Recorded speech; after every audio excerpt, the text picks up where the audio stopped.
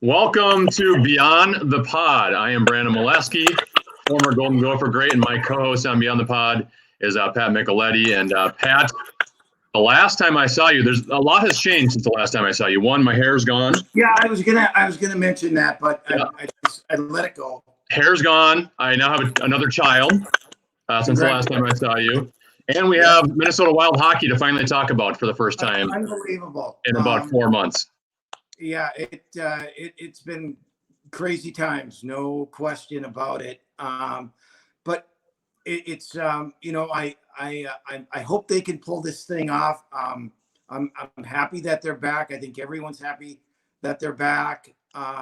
Let's just hope now they can execute it without any problems.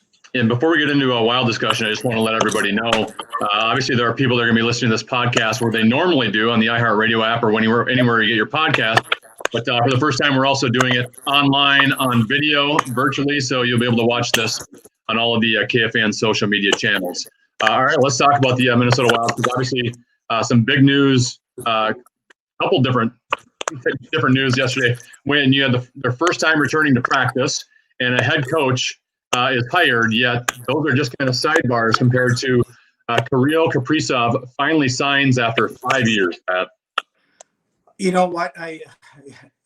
There have been days where I was very, very skeptical that it was going to get done due to the collective bargaining agreement, due to when he could actually join, when they potentially were going to start. All of those things came into my mind. And let's not forget, Russia. You never know what's going to happen over in Russia with the Continental Hockey League. But it's, the fans have been waiting for it. We've been waiting for it. We've all seen highlights of them. It was a really, really good day yesterday for the Minnesota Wild. What do you think of the NHL's decision to make him ineligible for this postseason? Because, I kind of understand both ways. There was really no perfect scenario for this, because had the regular season gone on as usual, as normal, he wouldn't have been eligible to play in the first round or two of the postseason anyway, had the Wild even advanced that far.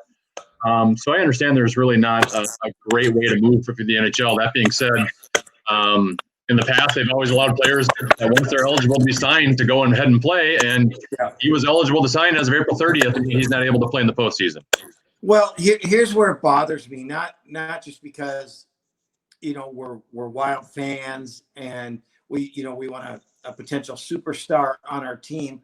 I think from a league standpoint, Brandon, I think they're making a mistake, because I think a lot of people in hockey, you're a football fan, you're a basketball fan, baseball, they're not going to know who this kid is, but everybody in hockey does.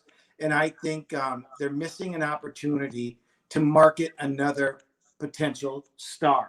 Yeah. And not only him, there's, I think 5 or 6 other guys. I know there's another or a couple Russians, one that is going to the Islanders, a goaltender, and I believe a defenseman who could go to Montreal.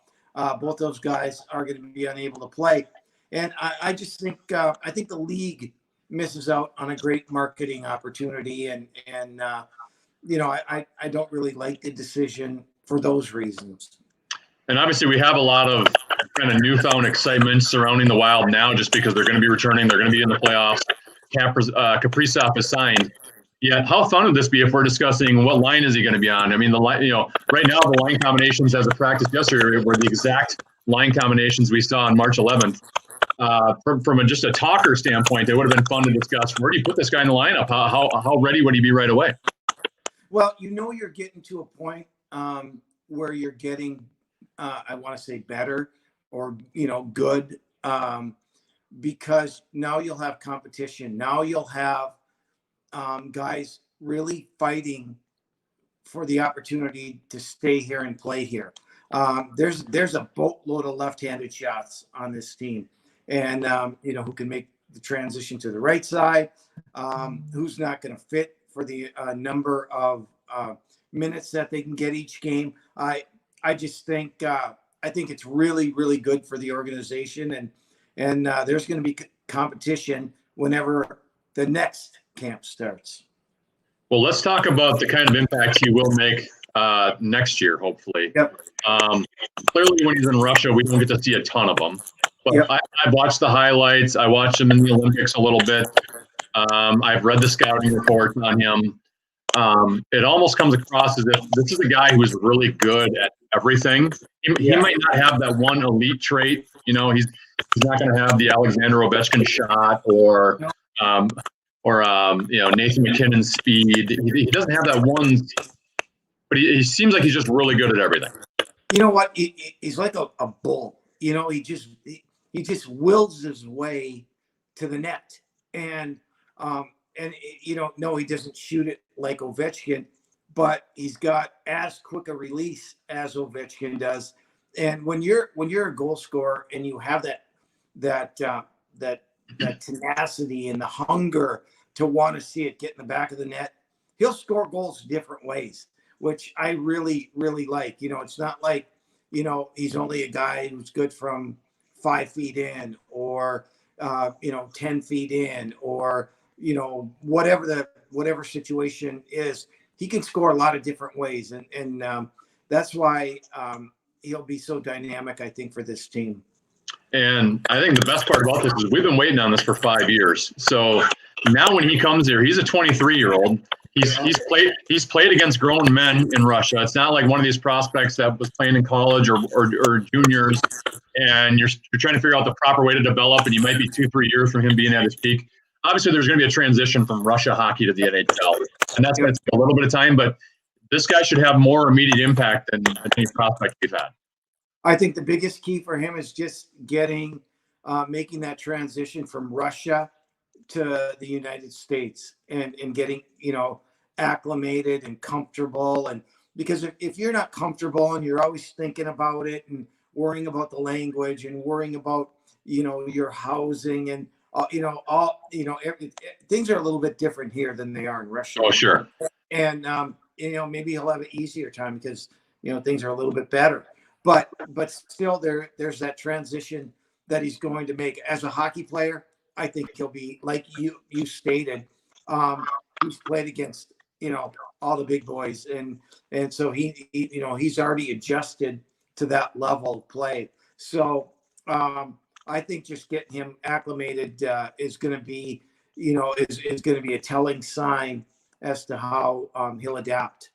Well, and the other part of this too is a year ago, Pat, I would have said it's kind of a lot of pressure on Kaprizov to come in and be your star, right? We don't really have that star power. We've been lacking really the entire organization's history. They haven't had that guy other than maybe Gabrick for a little bit.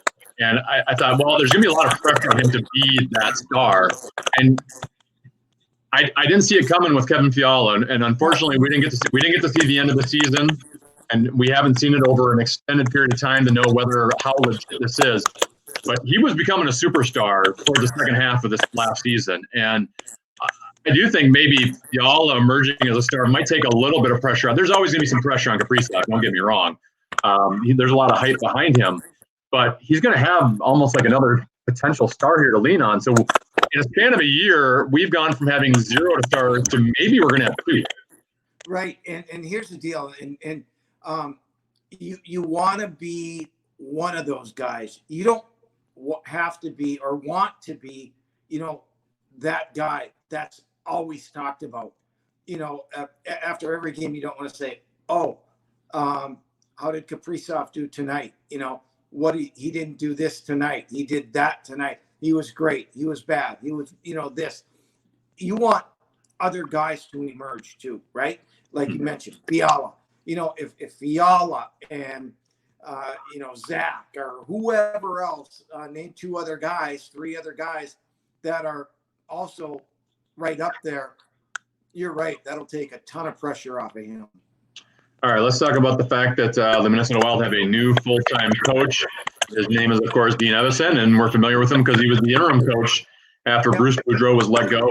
Only coached 12 games, but went 8-4 as a Minnesota Wild head coach.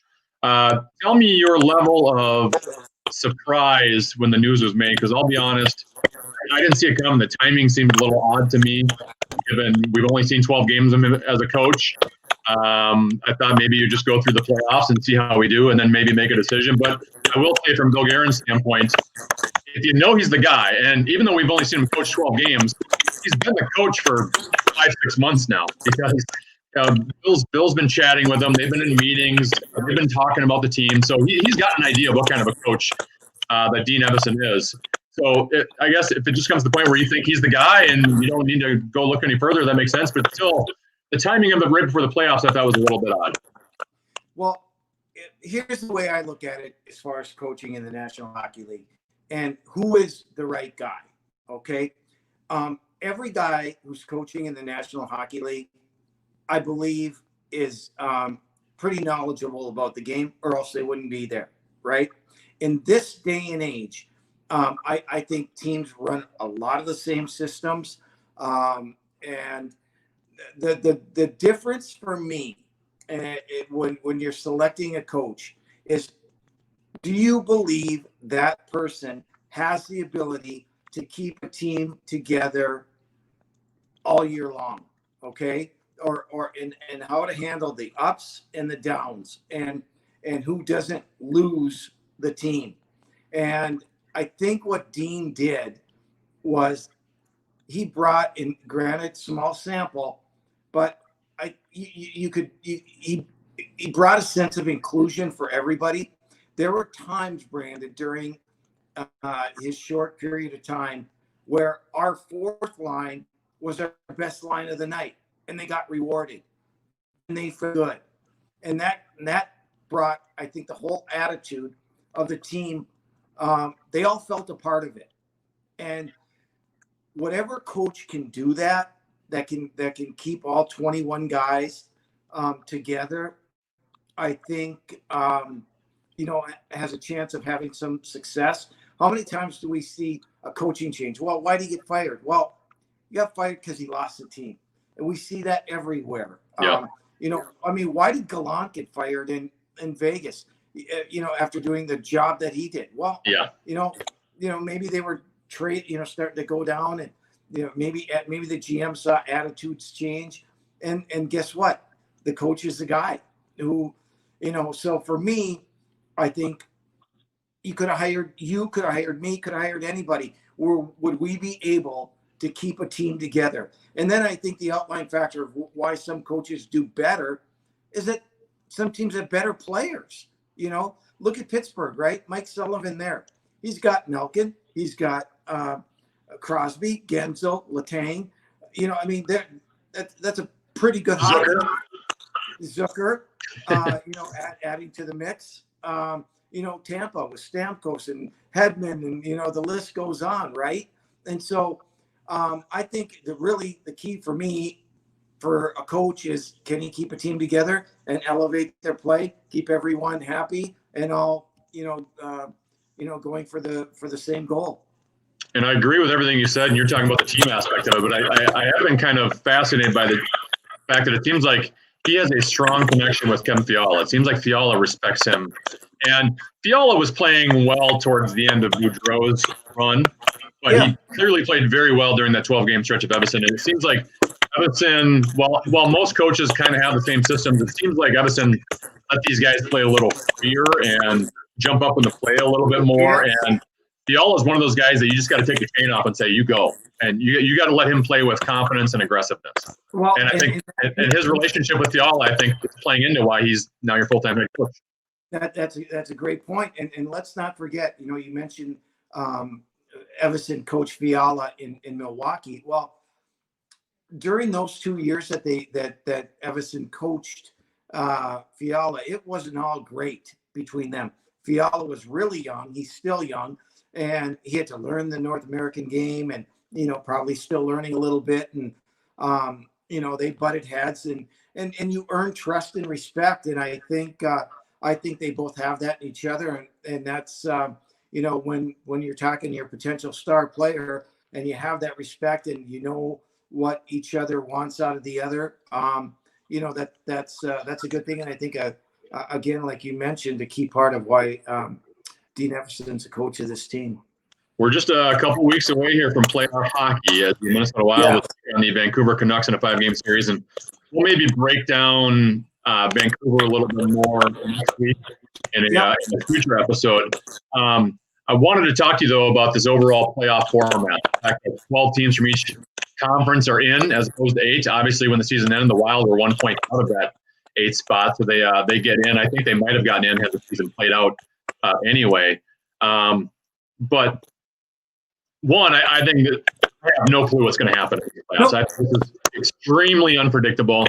I will say, and not to sound like a homer, not to sound like a green giant here, I think this is a good setup for the Minnesota Wild, and I have a couple reasons for that. One, I think they get a good draw with Vancouver first round. Your second round opponents will have been playing in kind of like a round robin kind of exhibition style. So I think the Wild, if they advance, will have played a playoff series where the other teams have not played a playoff series. So I think you kind of have an advantage on your opponent moving into the next round.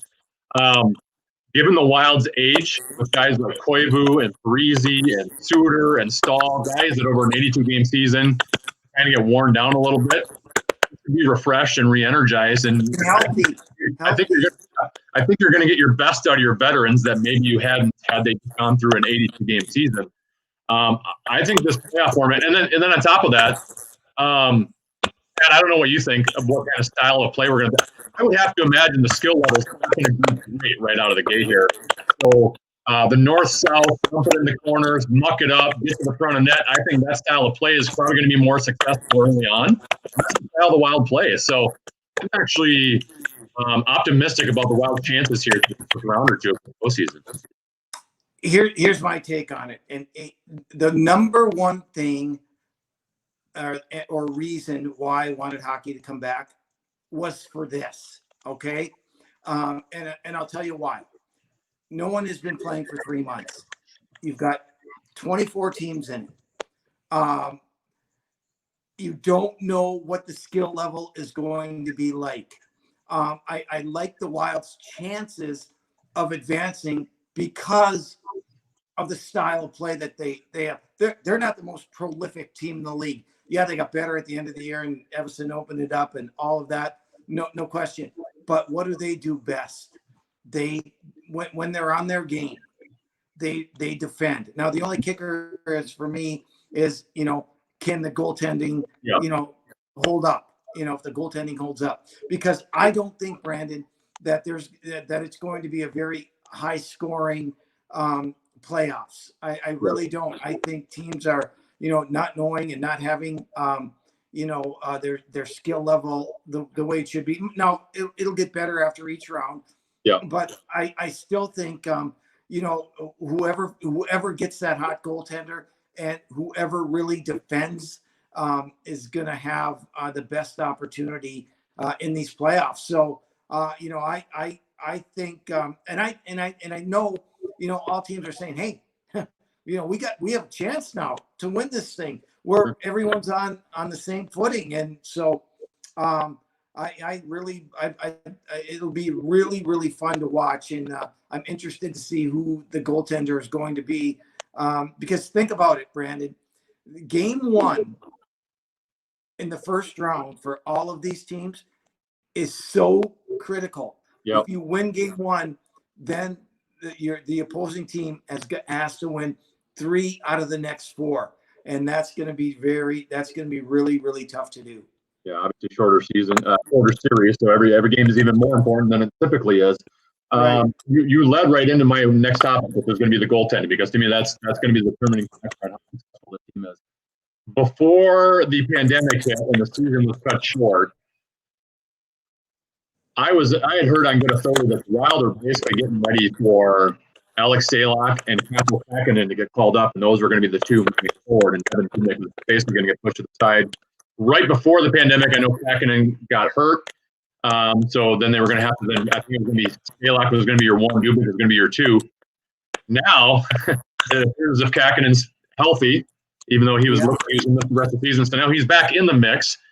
But how do you gauge goaltending you got during the season, but now you have a 4-month break and you're going to watch him in practice and scrimmages? I mean, how can you really gauge what goaltender you should go with over a week or 2 of practice? Because historically, over the course of their careers, Evan Dubnyk has been the best goalie. He wasn't this past season, but now he's had a 4-month break. Maybe his mind is refreshed. Obviously, he had a lot of off-the-ice issues going on with his wife and family during the season. to me, how the goaltending situation plays out, because there's really three options here. It's going to be interesting here in the next couple of weeks. Well, I think Evason is going to do a lot of talking to all three of them throughout camp. I think that is going to play a big part in it. How are they doing mentally? How engaged are they?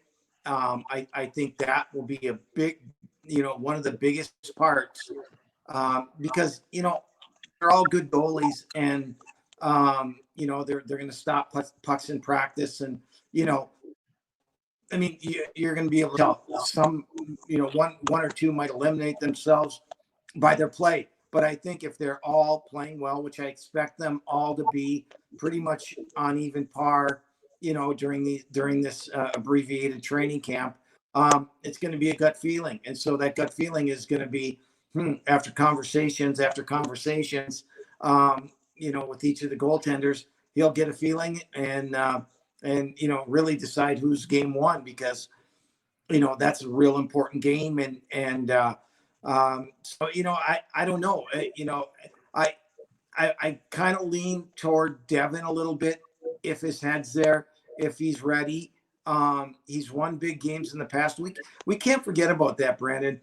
You and I talked when Devin first came in and he played in Buffalo and turned the season around after that game for the Minnesota Wild. I mean, he was the reason. And yeah, it was not good for him this past season. And maybe he had time to get that all out of his head. Maybe the family situation is better now, and we just can't forget what he's done. So it'll be interesting to see in the next week and a half. I'd have to think after 4 months off, like your mentality is going to be different than it was with the season. And we're just talking about the goaltending, but I think there's certain players that you can completely different players than they were a few months ago. And one of the names that come to my head are Matt Dumba, who after he was injured last year and had the 12 goals early on pace for a 30-goal season, struggled offensively this year. Maybe after 4 months off, he's just good to go, and clearly he's a guy that will probably bring energy for you right away after sitting on the sideline for so long. But maybe all of a sudden he gets that offensive touch back, or Matt Zuccarello, who I think was a little bit disappointing offensively after 4 months off. To me, that's kind of, or even Mikko Koivu, who has not put up much offensively this season, is playing in a fourth line role. How these guys potentially can turn their season around just because they have a clean slate now. Oh, and they know. I mean, listen, none of the guys you mentioned, other than Matt, is young. Okay. Yeah. Zuccarello's 31, and you just don't get that chance very often to go for a Stanley Cup. And so I think the motivation will be there. I'm really excited to see Dumba. I'm glad you brought his name up, because he was starting to get back to the Matt Dumba that we knew at the end of the year. He was playing better, before the pause. More aggressive. And you know what, to add a healthy, mentally ready Matt Dumba, a no fear, like you mentioned, could be a real bonus, especially how important our power play is going to be in this playoff. And you get that shot, and you want to talk about timing. The timing of his shot. How many times did you and I comment? Oh boy, it's either too high, over the net, wide, or in the belly of the goaltender. Hopefully his timing will be back, and boy, he would be a tremendous asset, because now you have to worry about Dumba on the power play, Fiala on the power play. That gives them so many more options. So hopefully he'll be back. Obviously, they have the 4 forward defensemen we know are good. On the bottom pair, you do get Carson Soucy back, who was injured towards the end of the abbreviated season. Greg Pattern out indefinitely, but to get Soucy back, who had a pretty good season, and have him and Hunt, another power play type guy, on the third pairing. They all have pretty good depth here, though. If someone gets hurt, you're going to be leaning on a young guy in a postseason such as a Louisville City. Yeah, nothing against Greg Pattern, but yeah, I mean, I think Carson Soucy is an upgrade there, and I think Hunt played well when he and Soucy were partners up until that. And yeah, Hunt gives you another dimension. Second power play guy, skates like the wind. The players love him. And he's got that fight in him too. So it's great to see Susie back. Gives you a little bit more beef back on the blue line there. And and he, like you said, he had a pretty good year going for himself. And so I think that'll be very, very helpful. Now that we're doing these podcasts on video, Pat, you're supposed to put up like all your awards and accolades in the back behind you. You have like your 26 Gopher jersey hanging, and then obviously I got nothing to put on my walls. I didn't do what you did. That's pretty nice. You trust up. So we are on KFAN, people. Okay, so we hope you listen in. Well, Pat, it was great to chat with you. It's been a long time, and we'll do it again soon because we have lots of wild hockey to talk about. Sounds great, Brandon. It's great to see you too. Yes, it's good to see you too. And one question: what made you go with let's just shave it off? Well, at one point, my hair was as long as it's been since fourth grade. And we got to the point where we couldn't get haircuts, so we just said, well, I'm just going to shave it off. The other part is I'm getting old. The hair is thinning right up here. Yeah. So I just can't stop. You have a great head of hair. And you've never lost the hair. It's not even graying. You look like you did in college. Thank you. But it's getting time for me where it looks not working. You got to do what you have to do, right? Yeah. That's the way it is. I got more hair on my face now. That's just the way it's going to be. It works. It works. Hey, right. You have a great day. You too, Pat. He's Pat Micheletti. I'm Brandon Mileski. This has been another episode of Beyond the Pod. Of course, you can listen to it on the iHeartRadio app or anywhere where you get your podcasts. And now you can see us on all of the social media channels and the Common Man program page. Bye. Have a good day.